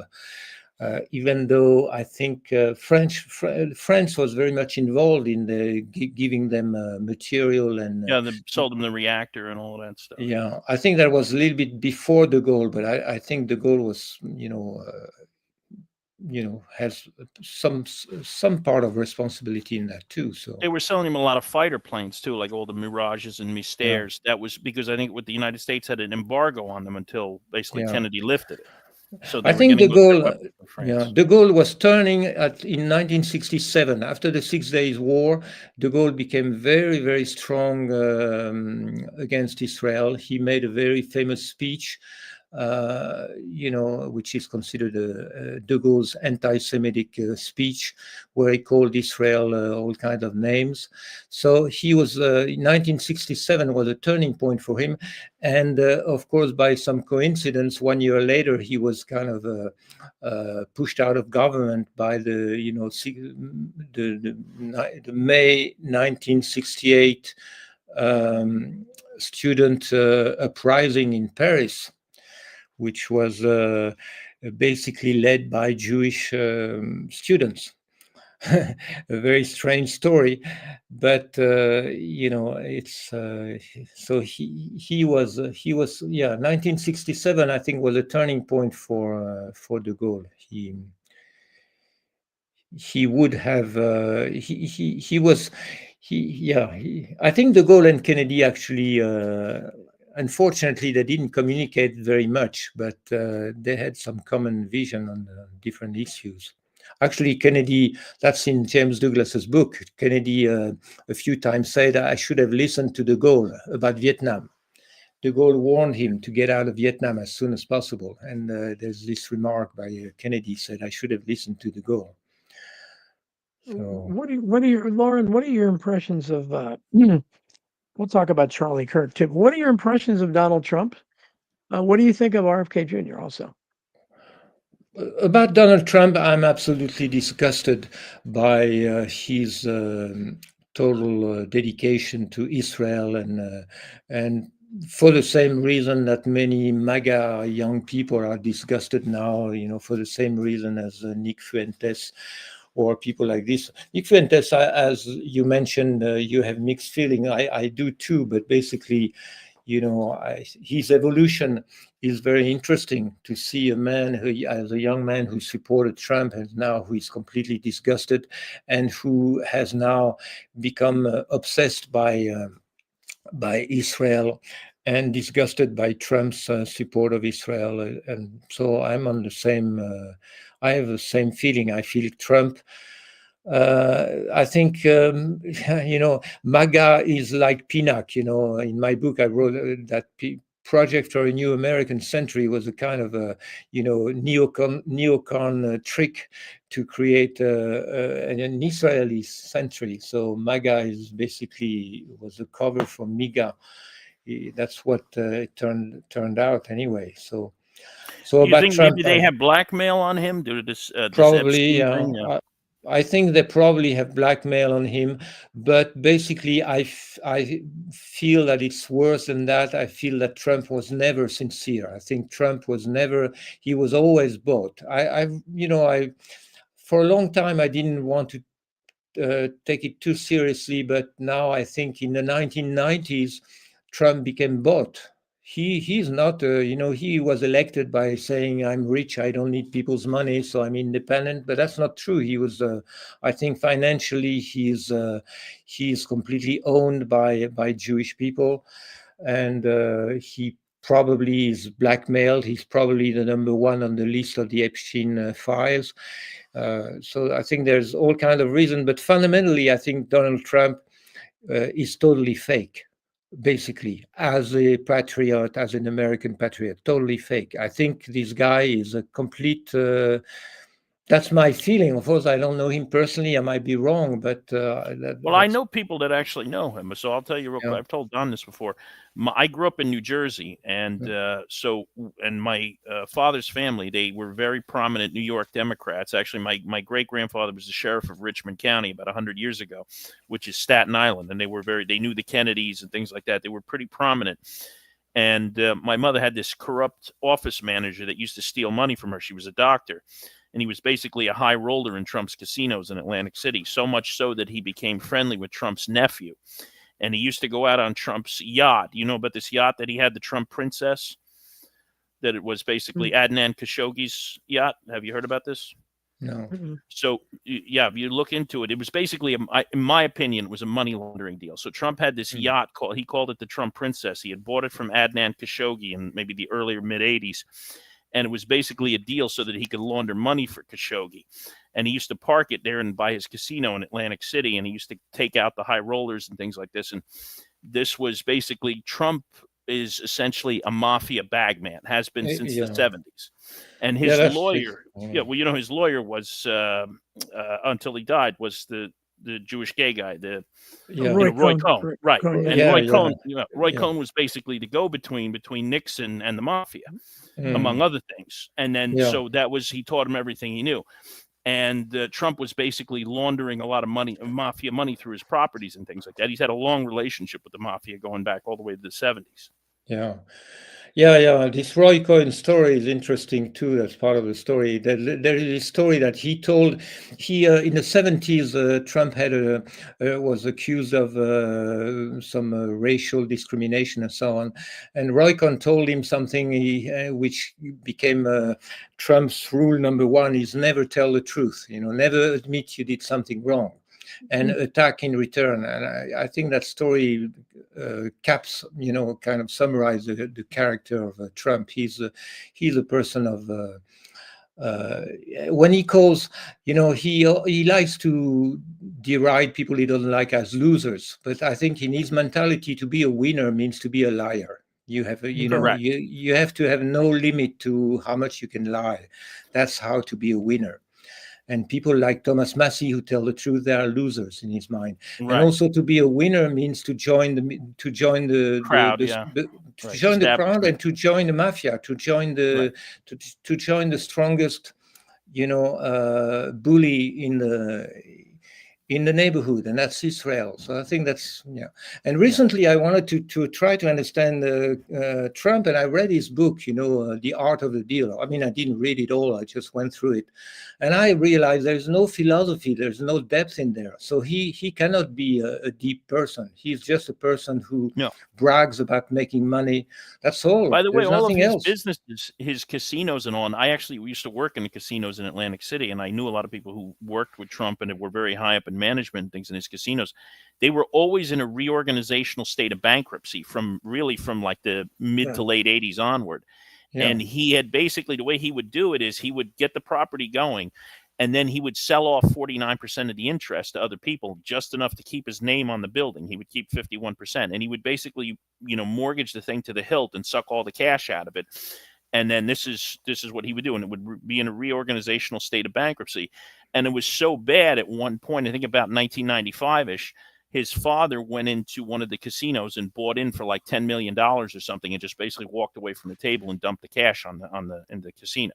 That's how bad it was. All of his properties, basically, he's always, run them into the ground.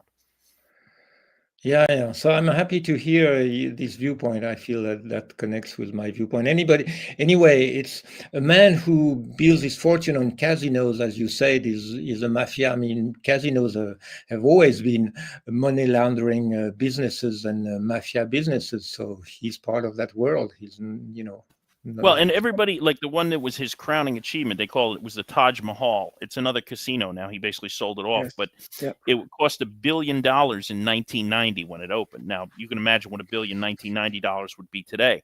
But I knew a lot. One of the things I got to know when I lived and worked in South Jersey was I got to know a lot of people who they were construction and contractors and things. The people who had done the work on that, like all the people, let's say, who put in the HVAC systems and made the tables and all, they never got paid. He never paid any of them. I mean, and this is like time and time again with his properties. That's what he does. He makes all these promises, and he never pays the people who do the work, basically. Yeah. I mean, a turning point in my view of Trump was his fake assassination attempt in 24. It was June 24. I mean, at that point, I decided, I mean, that's enough.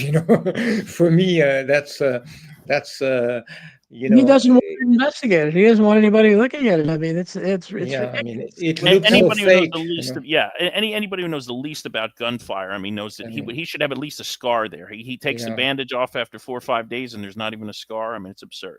And that was a breaking point for me, because I know in France many people are still pro-Trump. They still feel, he's. At this point, I felt, no, you just look at what happened. I mean, it doesn't make any sense at all. So, Well, you're suffering under this Rothschild puppet, Monsieur Macron. I call him Fagcron. He's unbelievable. I mean, just how bad he is, and it's awful what's going on. I mean, I've always been a big Francophile. I loved France when I was a kid. We visited Paris. To me, was like the most beautiful place in the world, and now it's a third world ghetto shithole. It's awful what's going on. Yeah, it's terrible. So what do you think of in terms of, in America, we had this MAGA movement, and Trump, and obviously turned out to be fake, psyop, whatever you call it. Trump was never legit. I call it the Trumpenstein Project because I think he was an actor from the very beginning. In France, you had the Yellow Jackets that kind of died out. In England, you have you had some protests against the immigration over there and the supposed migrant Muslim gang rapes. I don't know if that's true or not, but that's what they seem to be protesting. So there are these types of populist type movements all over the world. I'm trying to figure out what's going to happen in America after Trump, because Trump is clearly not going to do anything he said he was going to do, and nothing good is going to happen. We just have to hope it doesn't get that much worse. But in terms of France, you have Le Pen over there. And you had her father, came close to being elected. She came close to being elected. Why won't? Do you think is there corruption there preventing her from being? Because it seems to me that's the will of the people. They're fed up with the immigrants over there. Well, Marine Le Pen is betrayed her father's vision and ideas almost all the way. So it doesn't. Of course, she would be the least worst in France in terms of trying to reduce immigration, but she would not do so much good, and she will never be elected anyway. There's no way she can become president, because in France, the way we elect the president is even if she gets a majority vote in the first turn, she would find herself with somebody else in the second turn. And in France, there is this kind of it's almost a secret pact that you cannot, whether you're from the left or the right, you will never support Le Pen, the father or the daughter. It's a little bit like the Kennedy. Because the father is labeled, he's part of the Nazi Right. mythology. Then the daughter, no matter how much effort she makes to show that she loves the Jews, no matter how many times she goes to kiss the wall, she went there. Mm, It doesn't matter. She will never be elected right. because she's Le Pen. Yeah. That's my guess, and many people know this. There has been Chirac, actually, Jacques Chirac kind of hinted at this in one of his books or somewhere in an interview. He testified there has been the CRIF, which is like the ADL in France, very powerful, because France has the biggest Jewish community in Europe. So, the Jewish power is very strong there. They made him swear.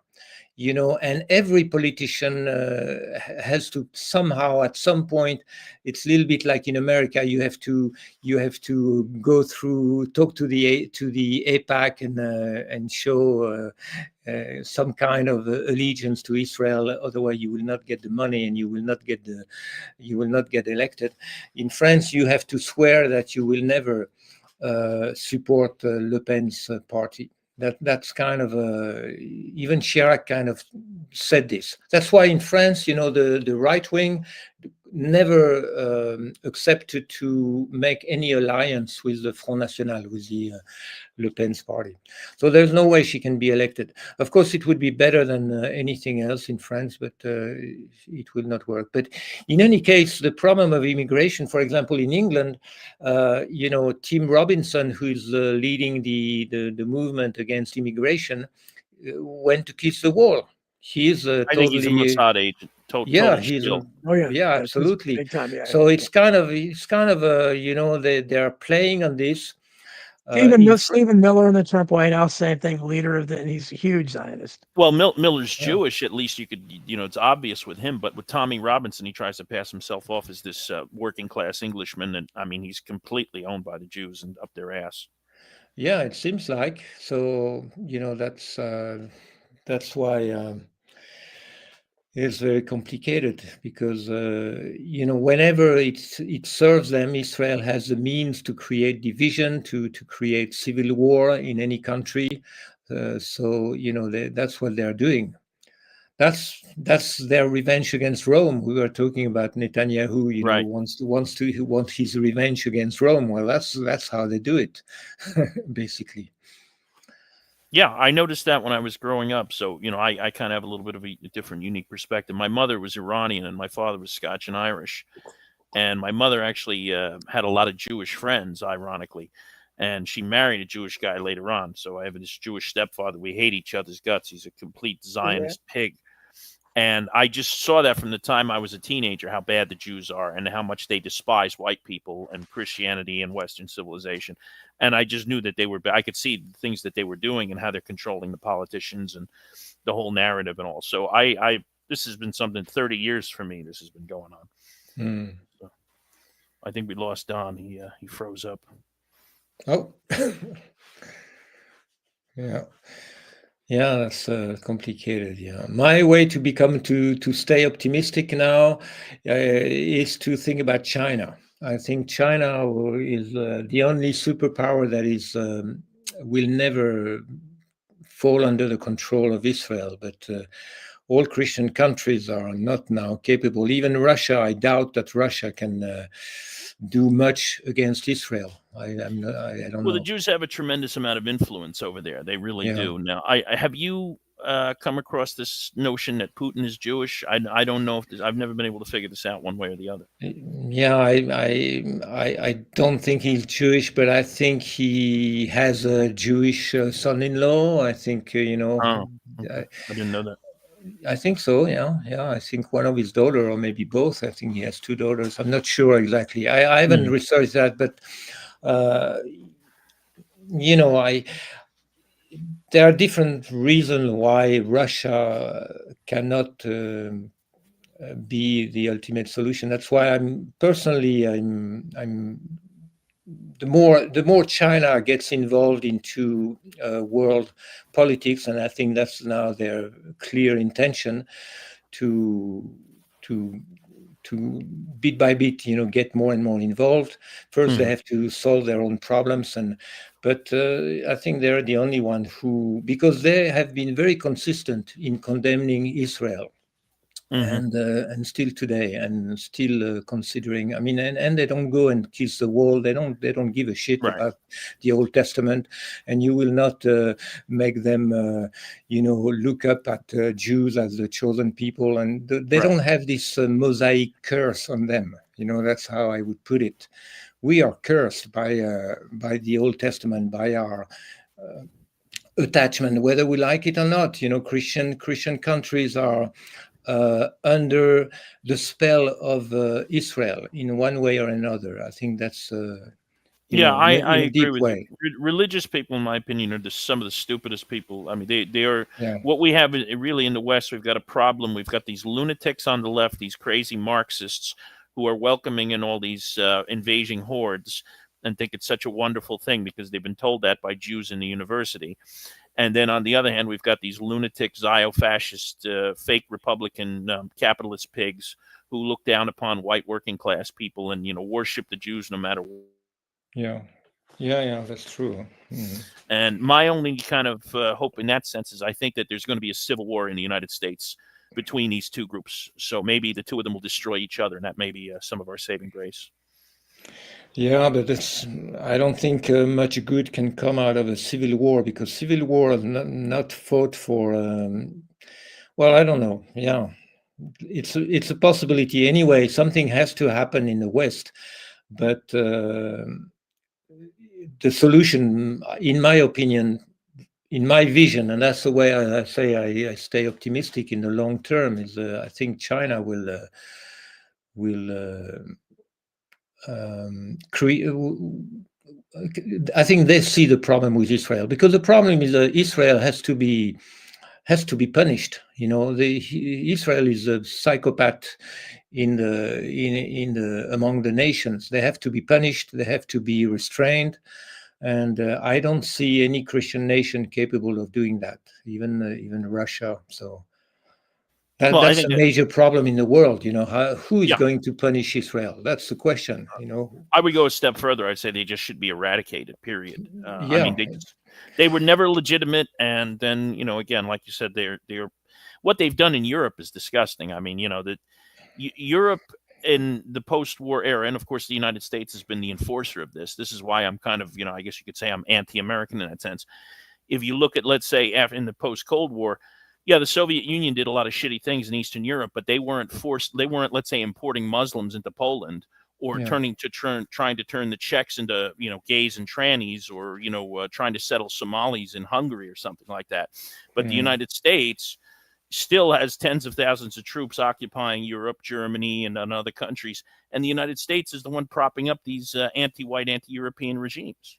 yeah, exactly. Yeah, it's true. So the United States is really the big problem in that. And the United States is the one who protects Israel. And, it's every time Israel cries, wah, wah, help, come and protect me, and they're getting their nose broken and beaten in, then the United States comes rushing to the rescue at America's expense of treasure and blood. Yeah, yeah. And China, of course, I don't read Chinese, unfortunately, but we see sometime, remarks from the foreign minister or from a spokesman of the government. Can you guys hear Speaking, me now? Yeah, we Yeah, can now we hear hear Okay, you. you. yeah, yeah, Welcome back. it knocked me off, and then my mic wasn't working. So anyhow, You're we buffering a only got little bit. like, We can hear you. yeah, I don't know what happened there, but Chris, I'm gonna let you go, brother. I appreciate you being here. Yeah, nice Okay, talking thanks, to you. Lauren, was very thanks, nice to meet you. Thank you for the conversation, brother. Take care. thanks, Stay Well, thank safe. you, Chris. Chris. Thank Chris, you. thank you. Okay, um, yeah, we only have a few minutes left. I don't know what happened, Lauren. I got completely knocked off, and then my mic wasn't working. But anyway, it's been fascinating conversation.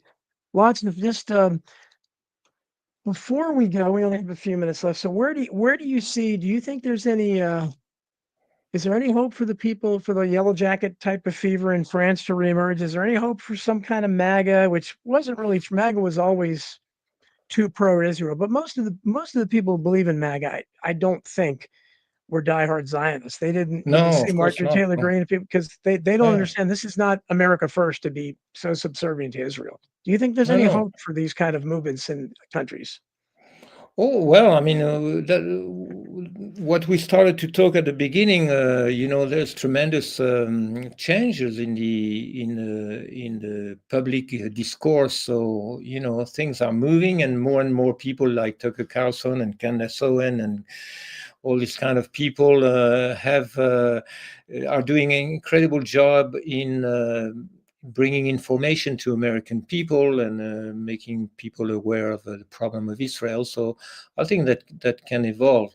I don't put so much hope into the people's capacity to revolt, because in history, I don't think this really leads to. It can lead to positive changes, but it can lead also to disastrous changes. So I'm more optimistic if I think of world leaders slowly becoming aware that they have to do something about Israel, because they have to make a choice. They will have to make a choice between international law or Israel. You cannot have both, because Israel is constantly uh, stepping on international law. So that's more my hope, that heads of states in the East, including Russia, of course, including Putin, including China, will are becoming aware of the problem of Israel. They are becoming aware that they have to solve this problem. But to solve the problem of Israel is a problem of America, as Chris was saying. They have to break America before they can break Israel. My optimism is more connected to the confidence that sooner or later, even the United Nations, and I'm a strong support. I feel it's a good point that both Putin and Xi Jinping are trying to reform the United Nations. They don't want to destroy the United Nations. At this moment, the United Nations is the only international body that can declare that Israel is breaking the law. So I think the international community has now reached a point where they realize Israel is a criminal mafia. It's not a state. It's not a Well, country. I think the U.S. is the only one, that's keeping Yeah, Israel afloat financially absolutely. and Yeah. morally in terms of the eyes. We only have about a minute or so left. What are you working on now? Are you working on a new book, or what are you working on? Well, my way to work now is to write articles on my Substack. So it's Great. Radbod's Lament, and then it will end up as a book. So I wrote quite a few articles dealing with the Christian question, the problem of Christianity, and going back to the early history of Christianity, and how the Roman Empire became Christian. Because it started when somebody challenged me and said, well, Christianity won because Christianity is best. And I studied and I said, no, it didn't happen like that. Christianity won because Christianity was supported by Constantine, and Christianity destroyed the pre-Christian traditions, which I don't like to call paganism, because pagan means peasant. I'm more interested in Greco-Roman philosophy. So I'm kind of trying to dig into that part of history, and at the same time understand and promote pre-Christian Helleno-Roman traditions, because I think the Western civilization needs to to build roots into that, including the Renaissance, all this kind of thinking, all this kind of non-Christian thinking. I think Christianity, in my view, as I try to share today, is more part of the problem than part of the solution. And so the solution to me is part of the solution is for Western civilization. If we want to save Western civilization, we have to understand that Western civilization is rooted in Helleno Roman tradition. So, I'm kind of trying to create some kind of a picture of, studying this part of history. That's my my research at the moment. You're doing great work, and give out your Substack address, and if you have a website or any address where people can find your books. Yeah, so my Substack is called Radbod's Lament. Rad is it's RADBOD Lament, because I cannot explain now, it's a bit too long, but Radbod is a Germanic king who refused to be baptized, because when he was going to be baptized, he asked, am I going to join my ancestors? And the bishop told him, no, your ancestors are in hell. And so he said, well, he pulled out his foot and he said, well, I prefer to be in hell with my ancestors. I kind of like that story, so I called my Substack Radbod's Lament. Otherwise, you can read my articles on the Hunt's Review, and on Amazon, you can see all my books. I have a recent book on 9/11, and I have my book on Kennedy, The Unspoken Kennedy Truth, and I have my 2 books on Zionism. One is called From Yahweh to Zion, and the other one is called Our God is Your God Too, but He Has Chosen Us. That's kind of that's a great title. Yeah. The essence. The chat room loved you. You're a great guest, man. Very, very, very obviously very scholarly fellow, and it's wonderful talking. We talked about a lot of stuff, so I really appreciate you coming on, and we kept you up real late there in France. So I call America the world's wealthiest banana republic. So go get some rest there in a real first world country. I don't know what we are here. Well, thank you very much, Don. I really enjoyed this conversation, and it was very nice to talk to you and to meet you and to share. And as we said, we are on the same page, and so we certainly are. Yeah. Thanks so much. I really appreciate it. Take care. Thanks everyone for listening to I Protest. We'll talk to you. See you next week at the same time. Take care.